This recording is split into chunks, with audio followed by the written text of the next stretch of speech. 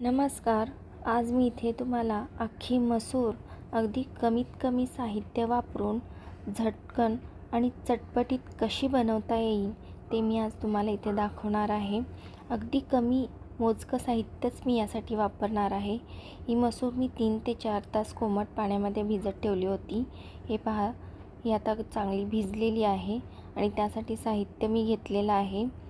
4 मध्यम आकाराचे कांदे, 2 मध्यम आकाराचे टोमॅटो, त्याचबरोबर बारीक चिरलेली कोथिंबीर मी घेतलेली आहे आणि इथे थोडासा असा कढीपत्ता मी घेतलेला आहे.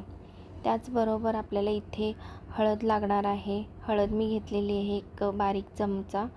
इथे मी 2 ते 3 मोठे चम्मच लाल तिखट घेतलेले आहे. बारीक आपला शेंगदाण्याचा कूट घेतलेला आहे.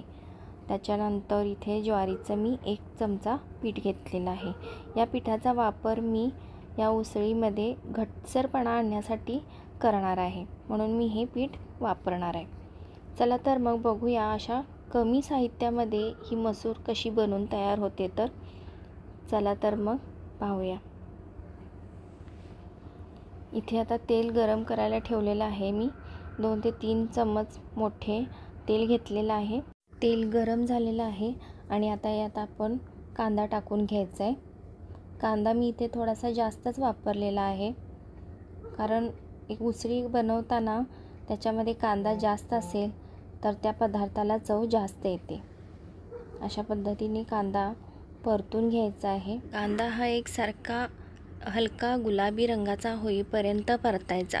जास्त कांदा परतायचा नाही, कारण जास्त करपला गेला तर पदार्थाची चव बिघडून जाते.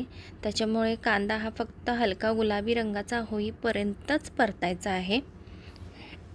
हे पहा, तुम्ही बघत असाल कांदा मी जास्त भाजणार नाही आहे.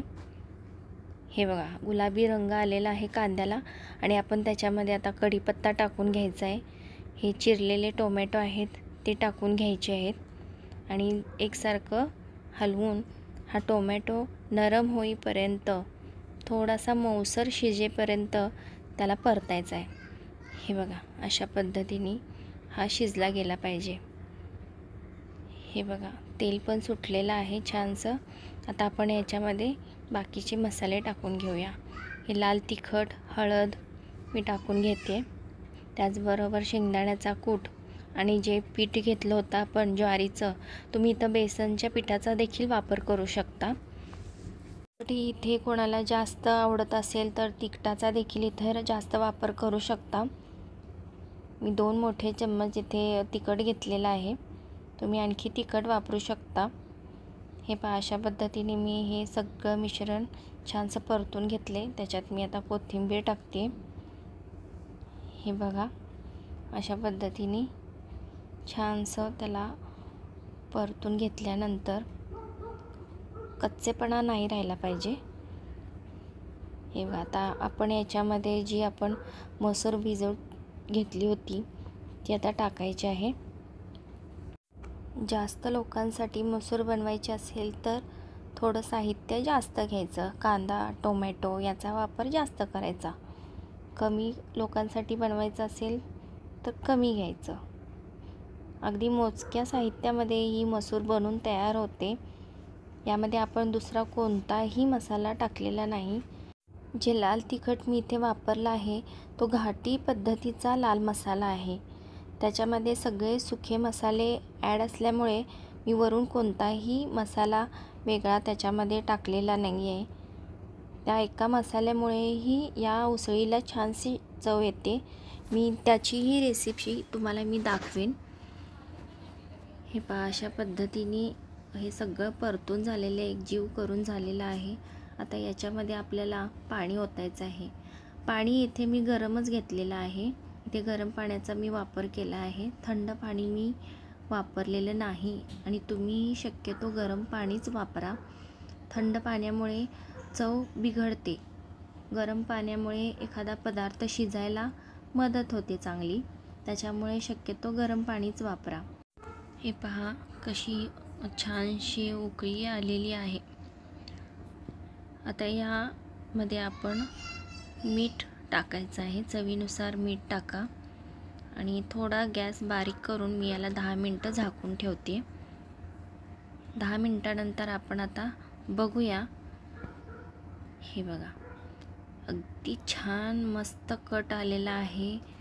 छानशी ही मसूर शिजून तयार झालेली आहे. हे बघा, असं जराही वाटत नाही की पाणी एकीकडे गेलेलं आहे आणि मसूर एकीकडे गेलेली आहे. असं अजिबात झालेलं नाही आहे. मसूर ही छान शिजली गेलेली आहे. हे पहा, मसूर मी इथे थोडीशी पातळच ठेवलेली आहे, कारण भातासोबत ही मसूर खूप छान लागते. आता मी याच्यामध्ये कोथिंबीर टाकून घेते. हे पहा, अगदी कमी साहित्यामध्ये आपण ही मसूर बनवलेली आहे. खूप टेस्टी मसूर बनते. ही नक्की तुम्ही घरी ट्राय करा. तुम्हाला ही रेसिपी खूप आवडेल आणि मला नक्की कळवा तुम्हाला ही रेसिपी कशी वाटली ते. लाईक करा, शेअर करा आणि सबस्क्राईब करा. चला तर मग भेटूया आपण आणखी एक नवीन रेसिपी घेऊन. तोपर्यंत एन्जॉय करा. नमस्कार.